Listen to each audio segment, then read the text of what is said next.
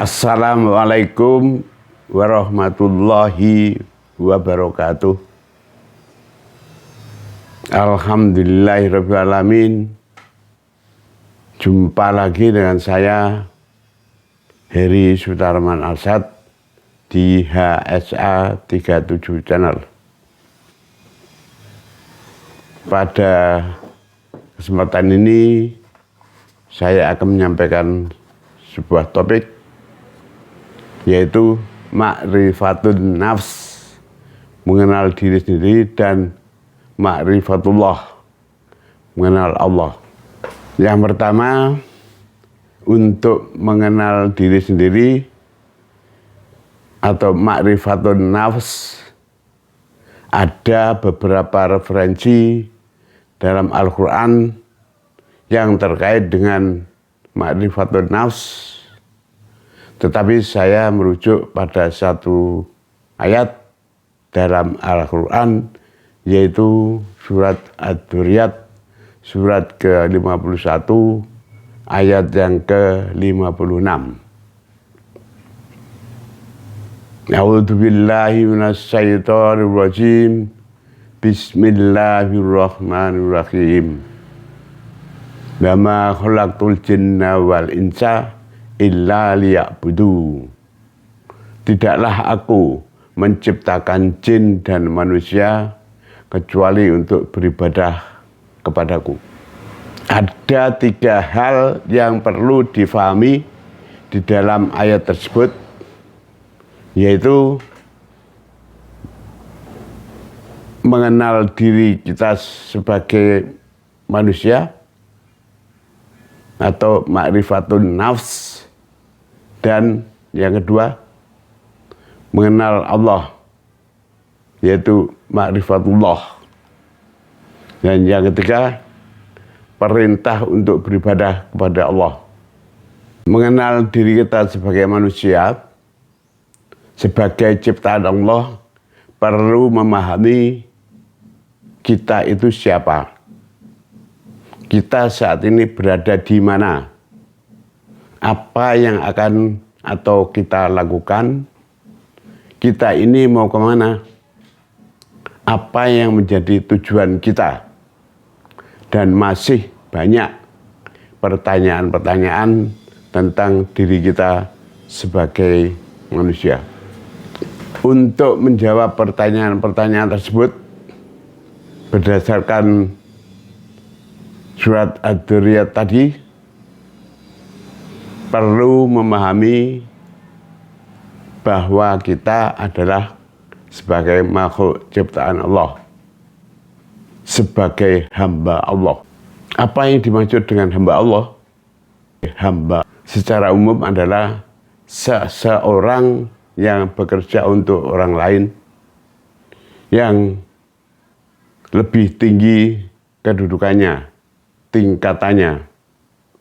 Biasanya hanya memiliki tanggung jawab kepada tuannya, pada atasannya.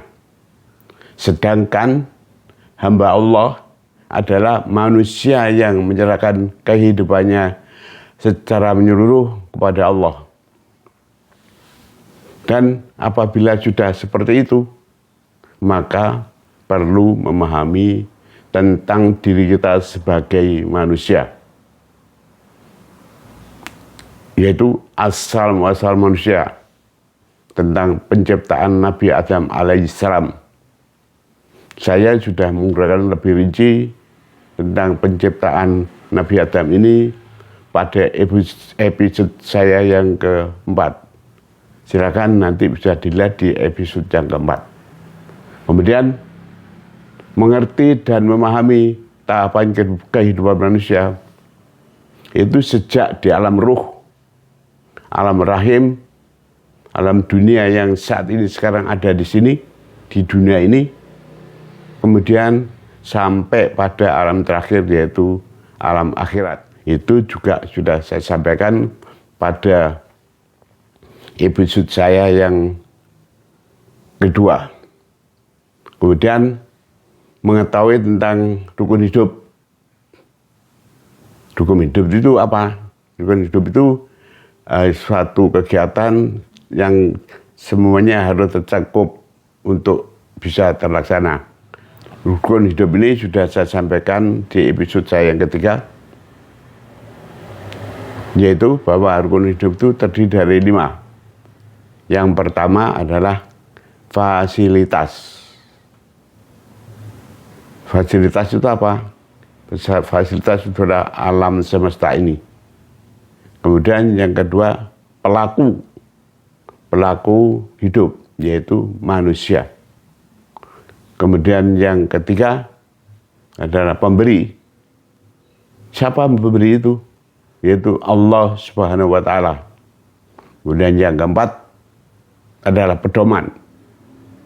Apa pedoman itu? Untuk tata cara hidup dari yang besar sampai yang sekecil-kecilnya sudah diatur itu. Di mana itu? Di dalam Al-Quran. Kemudian yang terakhir adalah tentang tujuan.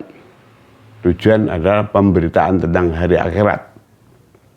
Itu sudah saya sampaikan secara detail di rukun hidup di episode saya yang ketiga.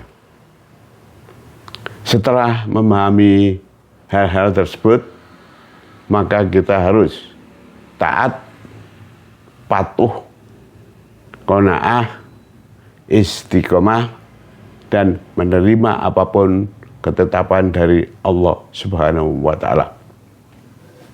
Bersungguh-sungguh melaksanakan yang diperintahkan Allah, yang diridhoi Allah, dan dengan ikhlas, taat, sabar, patuh,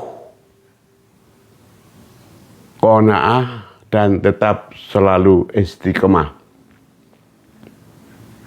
Melaksanakan apa yang diperintahkan dan tidak melanggar semua larangan dari Allah. Kemudian sebagai hamba Allah juga selalu berdoa, berzikir, dan beribadah kepada Allah dengan bersungguh-sungguh dan tidak melanggar semua larangan Allah. Nah, selanjutnya kita perlu memahami tentang kata ganti untuk diri kita sebagai hamba Allah dan penyebutan kata ganti untuk nama Allah. Di dalam tata bahasa ada hierarki, tingkatan untuk sebutan sesama manusia. Yaitu kata ganti untuk orang pertama dengan sebutan aku atau saya. Kemudian kata ganti untuk orang kedua dengan sebutan Anda, engkau, atau kau, mu yang berarti kamu. Kata ganti untuk orang ketiga dengan sebutan dia atau nya. Dan apabila kita berkomunikasi langsung dengan Allah, misalnya ketika kita berdoa, berzikir, dan lain-lain, harus dapat membedakan bahwa Allah yang menciptakan kita dan tidak disamakan ketika kita berkomunikasi dengan sesama manusia. Jadi, kata ganti untuk orang pertama dengan sebutan hamba, bukan aku atau saya, itu kepada Allah Subhanahu wa Ta'ala. Kita ketika berkomunikasi langsung dengan Allah dengan sebutan paduka. Pemilihan paduka ini itu tidak sama dengan sebutan engkau atau mu. Karena paduka tingkatannya lebih tinggi daripada katanya dan padamu. Jadi ketika menyebutkan paduka, maka kita berusaha tidak menyebutkan paduka kepada orang lain sesama manusia, tapi khusus kepada Allah. Kalau untuk lain sekedar cukup ya dengan kata Bapak cukup. Kepada Bapak yang terhormat itu sudah cukup. Tidak usah dengan paduka khusus untuk Allah. Itu salah satu, mungkin masih ada kata lain yang khusus kepada Allah itu. Ketika kita membicarakan Allah, tidak menyebut dengan kata dia atau katanya. Diusahakan sebisa mungkin tetap dengan menyebut Allah. Tidak digantikan dengan kata dia atau nya. Dan ketika ingin membaca, menyuarakan ayat suci Al-Quran, seharusnya didahului dengan menyebut firman Allah. Tidak diawali dengan menyebut kata Allah. Misalnya, untuk menyuarakan isi surat Al-Ikhlas, diawali dengan firman Allah di dalam surat Al-Ikhlas. Tidak dengan menyampaikan kata Allah di dalam surat Al-Fatihah. Jadi, harus bisa membedakan sebutan firman Allah dan kata. Itu yang perlu dan harus diperhatikan. Yang kedua, mengenal Allah, ma'rifatullah. Ada 3 tingkatan ma'rifatullah, yaitu yang pertama, ma'rifat al-tauhid, yaitu pengenalan Allah tingkat dasar, tingkat awam. Mengenal Allah sebagai Tuhan yang Maha Esa dan beribadah dengan cara yang diperintahkan. Yang kedua, ma'rifat al-burhan wa al-latidhar, atau sifat yang khusus. Mengenal Allah melalui pemikiran rasional dan dalil-dalil intelektual. Yang ketiga, makrifat hakiki, khawas al-khawas, yaitu mengenal Allah melalui pengalaman spiritual langsung dan penyaksian hati. Yang akan saya sampaikan di sini adalah pada tingkatan yang pertama,